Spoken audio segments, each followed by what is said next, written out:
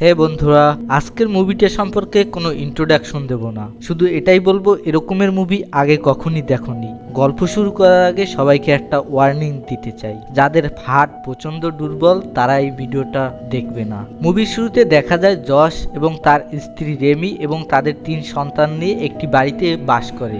রেমির মিউজিকের খুব শখ, তাই নিরিবিলি জায়গা দেখে বাড়ি কিনেছে যশ। তাদের বড় ছেলে ডাল্টন তার মায়ের কাছে আসে এবং দেখে যে তার মা অ্যালবামে কিছু ছবি দেখছে। সে তখন তার মাকে জিজ্ঞাসা করে, মা এগুলো কার ছবি? তার মা তখন বলে, এগুলো আমার ছোটবেলার ছবি। তখন ডাল্টন জিজ্ঞাসা করে, মা বাবার কোনো ছোটবেলার ছবি দেখিনি কেন? তখন রেমি বলে, জানি না, তোমার বাবার কোনো ছোটবেলার ছবি নেই। পরের দিন রেমি পিয়ানো বাজাচ্ছিল বসে বসে, তখনই তার পাশে থাকা বেবি মনিটর যন্ত্রটিতে আওয়াজ হতে শুরু করে, ফিস ফিস করে। বেবি মনিটর হলো এমন একটি যন্ত্র যেটি বাচ্চাদের দেখাশোনার কাজে ব্যবহৃত হয়, কিন্তু সেই যন্ত্রে ফিস ফিস করে আওয়াজ হতে লাগলো।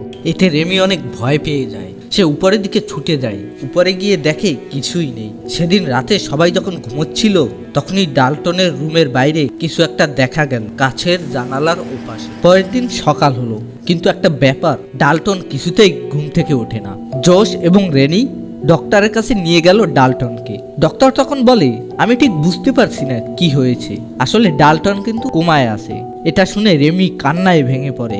ডাল্টনকে বাড়িতে নিয়ে আসা হলো, বাড়িতে এনে চিকিৎসা শুরু হলো।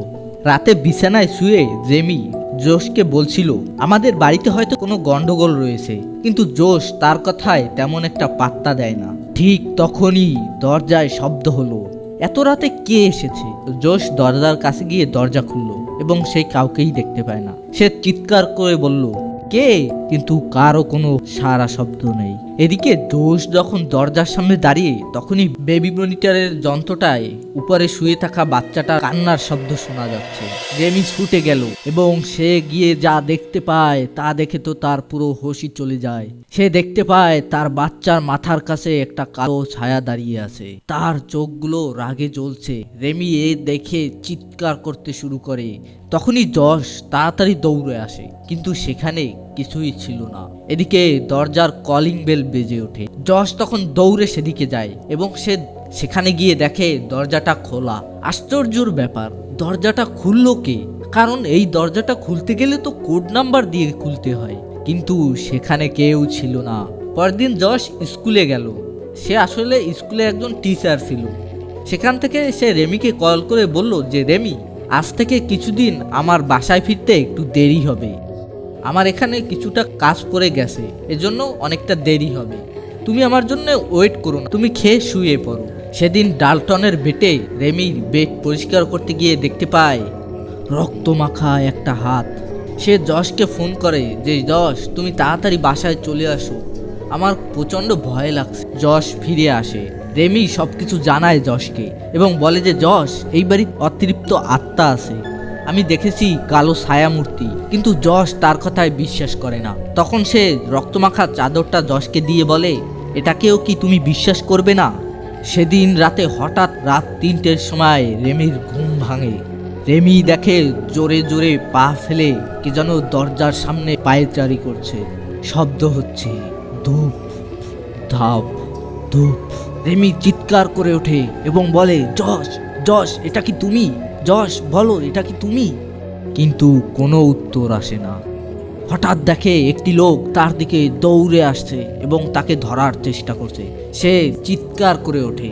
যশ দৌড়ে রেমির কাছে আসে। সে বলে, যশ, আমাকে বিশ্বাস করো, এই বাড়িতে কোনো একটা পিশাচ আছে, এই বাড়িটা অশুভ, এই বাড়িটা অভিশপ্ত। যশ বলে, আমি তোমাকে বিশ্বাস করি রেমি। পরের দিন তারা অন্য একটা বাড়িতে শিফট করলো। সেদিন ঘরের ভিতর মিউজিক চলছিল। রেমি লক্ষ্য করলো একটি বাচ্চাদের মতো দেখতে কিন্তু মুখটা বৃদ্ধ লোকের মতো কেউ একটা মিউজিকের তালে তালে ডান্স করছে আর অদ্ভুতভাবে হাসছে। রেমি তখন তার পিছু নিল, কিন্তু সেই বাচ্চাটা তার সামনে দিয়ে হাসতে হাসতে চলে গেল। সে কান্নায় ভেঙে পড়ল, কারণ একবার এক একটা পিশাচ এবং আত্মা দেখতে পাচ্ছে। সে যশকে সবকিছু খুলে বলল। তারপরে লরেন নামের এই মহিলাকে দেখা যায়। লরেন হলো জোশের মা, অর্থাৎ রেমির শাশুড়ি। লরেন বলল, যশ, তুমি যদি রাজি থাকো, একজন আছে যে আমাদের সাহায্য করতে পারবে। এলিস নাম তার। এলিস পরীক্ষা করে সবকিছু দেখে এবং তারপরে যা বলে সেটা শুনে সবার মাথা ঘুরে গেল। সে বলে কিছু মানুষ আছে যারা ঘুমিয়ে পড়ার পর তাদের শরীর থেকে সোল বা আত্মা বাইরে বেরিয়ে আসে, কিন্তু তারা এটা বুঝতে পারে না, কারণ তারা ভাবে তারা হয়তো স্বপ্ন দেখছে, কিন্তু তাদের আত্মা ঘুরে বেড়াতে থাকে এদিক ওদিক।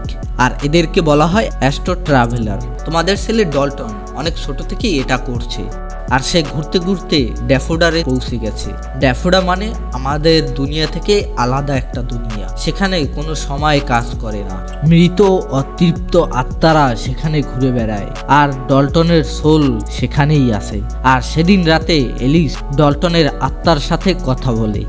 এলিস ডলটনকে জিজ্ঞাসা করে, ডলটন তুমি কোথায়, আমাকে শুনতে পাচ্ছ? ডলটন বলে, হ্যাঁ আমি শুনতে পাচ্ছি, তুমি আমার সাথে কথা বলো না, ওরা কিন্তু সব শুনতে পাচ্ছে। এলিস বলে, কে শুনতে পাচ্ছে? কিন্তু ডলটন কোনো উত্তর দেয় না। সে আবার জিজ্ঞেস করে, ডলটন কে শুনতে পাচ্ছে? তখন ডলটন ফুপিয়ে ফুপিয়ে কাঁদতে থাকে। এলিস তখন আবার জিজ্ঞাসা করে, ডলটন তুমি কোথায় আছো? ডলটনের আত্মা তখন বলে, ওরা কিন্তু সব শুনতে পাচ্ছে, তুমি কি কি বলছো, ওরা আমাকে এখানে বেঁধে রেখেছে, আমাকে এখান থেকে নিয়ে যাও বাবা, ওরা আমাকে এখানে বেঁধে রেখেছে, ওরা আমাকে খুব কষ্ট দেয়। ব্যাস তখনই এই কথা বলতে বলতে ওখানে অনেকগুলো পিশাচ চলে আসে এবং তাদের সবার উপর আক্রমণ শুরু করে, এবং একটা পিশাচ ডলটনের বডিটা ছিনিয়ে নিয়ে যাওয়ার চেষ্টা করে, কিন্তু কোনো রকমে এলিসের চেষ্টায় তারা সবাই সেখান থেকে পালিয়ে যায়। লরেন আসে সেখানে। এলিস বলে, তোমাদেরকে কিছু সত্যি কথা আমি বলতে চাই, আমার মনে হয় এগুলো তোমাদেরকে বলে দেওয়া দরকার। ডলটন যে নিজের শরীর থেকে বাইরে বেরিয়ে যায় ঘুমের মধ্যে, এটা কিন্তু ওর বাবা যশের কাছ থেকেই ও পেয়েছে। সেখানে থাকা যশ এবং যশের স্ত্রী অবাক হয়ে যায় এটা শুনে। তখন যশের মা লরেন বলে, হ্যাঁ এলিস ঠিক কথাই বলছে, যখন তুই ছোট ছিলি তখন তোর সাথেও এরকমের ঘটেছিল, আর তোর ছবি তুলতে গেলেই সেখানে দেখা যেত একটি বুড়ি ডাইনিকে। যশের পেছনের দিকে দাঁড়িয়ে থাকতো সেই বুড়ি ডাইনিটা, এবং ওর ছায়া ছিল যশের উপরে, আর তখন এই এলিসই যশকে বাঁচিয়েছিল। তাই যশের ছোটবেলার কোনো ছবি যশকে দেখানো হয়নি এবং অ্যালবামে রাখা হয়নি। লরেন এসব বলার পর তাকে ছোটবেলার একটি পিকচার দেখায়, এবং সেই পিকচারগুলোতে দেখা যায় যশের পেছনে দাঁড়িয়ে আছে একটি ডাইনি। এলিস বলে, যশ তোমার ছেলে ডলটনকে বাঁচানোর একটাই উপায় আছে, যেহেতু তুমি তোমার বডি থেকে বেরিয়ে তুমি ড্যাফোডারে যেতে পারো, আর তোমাকে সেভাবেই সেখানে যেতে হবে এবং সেখান থেকে তোমাকে ডলটনকে নিয়ে আসতে হবে। আর অনেক চেষ্টার ফলে যশের আত্মা সেখান থেকে ড্যাফোডার মানে মৃতদের আত্মার দেশে পাঠানো হয়। যশ সেখানে যায়, চারিদিকে অন্ধকার, সে চিৎকার করতে থাকে, ডলটন ডলটন তুমি কোথায়? ডলটন তুমি কি আমাকে শুনতে পাচ্ছ? আরো সামনের দিকে এগিয়ে যেতে থাকে সে। হঠাৎ করে একটা মহিলার কান্নার আওয়াজ পায় সে। মহিলাটা ফুপিয়ে ফুপিয়ে কান্না করছে। সে সামনের দিকে এগিয়ে যায় এবং দেখতে পারে একটি মেয়ে বন্দুক হাতে বসে আছে। সেই মেয়েটাকে জিজ্ঞাসা করে, আমার ছেলে কোথায়? এবং তখনই মেয়েটা গায়েব হয়ে যায়। এরপর সেখানে গুলির আওয়াজ পাওয়া যায়। দেখা যায় মেয়েটা তিনজনকে গুলি করে মেরে ফেলেছে, এবং মেয়েটা চুপচাপ তাকিয়ে হাসছে, কোনো কথা নেই। যশ এগিয়ে যেতে থাকে। হঠাৎ করে তার উপর একটি পিশাচ ঝাঁপিয়ে পড়ে। যশ কোনো রকম ভাবে সেই পিশাচটাকে সেখান থেকে ভাগিয়ে দেয় এবং একটি রুমের ভিতর প্রবেশ করে। সে রুমের ভিতর গিয়ে দেখতে পায় ডলটনের আত্মা সেখানে বসে আছে এবং তার পায়ে শিকল দিয়ে বেঁধে রাখা হয়েছে। ডলটন তার বাবাকে দেখে কাঁদতে কাঁদতে বলে, বাবা আমাকে এখান থেকে নিয়ে চলো। যশ গিয়ে বলে, ডলটন কেঁদো না, দেখো আমি এসে গেছি, এবার সবকিছু ঠিক হয়ে যাবে, আসলে আমি তোমাকে এখান থেকে নিয়ে যেতে এসেছি। ডলটন প্রথমে খুশি হলেও আস্তে আস্তে তার মুখ গম্ভীর হয়ে আসে। সে বলে, বাবা চুপ করো, ও কিন্তু আমাদেরকে দেখছে, ও কিন্তু আমাদের সব কথা শুনতে পাচ্ছে বাবা। ওই দেখো পেছনে তাকিয়ে দেখো, ও দাঁড়িয়ে আছে, দেখো বাবা, ও কিন্তু আমাকে এখান থেকে নিয়ে যেতে দেবে না। ডলটন এই কথাগুলো ফিস ফিস করে তার বাবাকে বলে। ডলটন বলার সাথে সাথে সেখানে একটা পিশাচ চলে আসে এবং যশের সাথে ধস্তাধস্তি শুরু হয়। সেই প্রেতাত্মাটা সেখান থেকে কিছুতেই ডলটনকে নিয়ে যেতে দেবে না। যশ কোনো রকমে তার ছেলেকে ছাড়িয়ে নিয়ে দৌড়তে শুরু করে এবং অনেকগুলো পিশাচ এবং অতৃপ্ত আত্মা তাকে ঘিরে ফেলে। এদিকে যশের বাড়িতে, যশের বডিতে যেহেতু আত্মা বা কোনো সোল ছিল না, তাই কিছু অতৃপ্ত আত্মা এগিয়ে আসতে শুরু করে তার বডির দিকে। এই সময় এলিস রেনিকে বলে, রেনি যশের আত্মাকে তাড়াতাড়ি ডাকো, এবং জোরে জোরে ডাকো। ওই প্রেতাত্মাগুলো যশের বডি ধরে ফেলার আগে যশকে তার বডিতে ফিরে আসতে হবে, নয় কিন্তু সবকিছু সারখার হয়ে যাবে। রেনি চিৎকার করতে থাকে, যশ যশ তুমি ফিরে এসো, যশ তুমি ফিরে এসো, তাড়াতাড়ি ফিরে এসো। যশ দৌড়তে থাকে তার ছেলেকে নিয়ে, পেছনে পেছনে প্রেতাত্মাগুলো দৌড়াচ্ছে। যশ দৌড়তে দৌড়তে কোনো রকম ভাবে তার ছেলেকে নিয়ে তার বাড়ির পেছনের দরজা দিয়ে ভিতরে প্রবেশ করে। প্রবেশ করেই তার ছেলেকে বলে, তুই সামনের দিকে এগিয়ে যা, আমি একটু পর আসছি। এবং এই সময় দেখা যায় সেই ডাইনিটাকে, সেই ডাইনিটা যেটা ছোটবেলায় যশের উপর ছায়া পড়েছিল। যশ চিৎকার করে ওঠে এবং বলে, তুমি এখান থেকে চলে যাও, তোমাকে আমি ভয় পাই না, তোমাকে আমার লাইফে চাই না, তুমি আমার শরীরের আশেপাশে ঘেঁষবে না, তুমি এখান থেকে চলে যাও। ডাইনিটা জোরে জোরে হাসতে থাকে। যশ আবার চিৎকার করার পর ডাইনিটা সেখান থেকে চলে যায়। আর এই সময় ডলটনের বডিতে ডলটনের আত্মা ফিরে আসে, সবকিছু স্বাভাবিক হয়। উপরে যখন ডলটনের মা রিমি এবং লরেন ডলটনকে খাবার খাওয়াচ্ছিল, নিচের রুমে তখন এলিস আর যশ ছিল। এলিস যশকে বলে, যশ এই ছবিটা দেখো। এই কথা বলে সে ছবিটা তার হাতে দিয়ে দেয় এবং ছবি দেওয়ার সময় এলিস লক্ষ্য করে যশের হাতটা কিন্তু যশের হাত ছিল না, সেই হাতটা অনেক বয়স্ক বৃদ্ধ এক ডাইনির হাতের মতো, সাদা এবং ফাটা ফাটা। সে মুহূর্তের মধ্যে বুঝে যায় যে যশের শরীরের ভিতরে সেই ডাইনিটা আবার ফিরে এসেছে, যে ডাইনিটাকে সে ছোটবেলায় তাড়িয়ে দিয়েছিল। এবং সেই মুহূর্তে সে যশের একটা ছবি তুলে এবং যশ প্রচন্ড ক্ষেপে যায় এবং সে এলিসের গলা চেপে ধরে এবং এলিস কোনো রকম ভাবে বাঁচার জন্য ছটফট করতে থাকে। উপরের রুমে থাকা রেমি কিছু একটা শব্দ পেয়ে সে নিচে চলে আসে।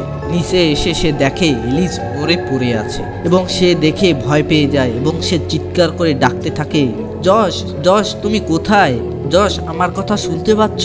কিন্তু যশকে সে কোথাও খুঁজে পায় না এবং সে এলিসের ওখানে আবার ফিরে আসে এবং তখনই তার সামনে পড়েছিল সেই ক্যামেরাটা। সে ক্যামেরাটা হাতে নিয়ে যা দেখে তাতে তার মাথা ঘুরে যায়। সেই ক্যামেরাতে যে যশের ছবি তোলা হয়েছিল সেখানে যশের পরিবর্তে সেই ডাইনিটার ছবি ছিল এবং এটা দেখার সাথে সাথে রেনির কাঁধের উপরে একটি হাত আসে এবং যশের গলায় বলতে শোনা যায়, রেমি আমি তো এখানেই আছি। আর এখানেই এই মুভিটা শেষ হয়ে যায়। তো বন্ধুরা, আজকের এই ভয়ানক হরর মুভিটি তোমাদের কাছে কিরকম লেগেছে তা অবশ্যই কমেন্টে জানাবে। আর যদি ভিডিওটা ভালো লেগে থাকে তাহলে অবশ্যই লাইক, শেয়ার অ্যান্ড সাবস্ক্রাইব করে পাশে থাকো। আজকের ভিডিওটা এই পর্যন্ত, দেখা হবে পরবর্তী ভিডিওতে।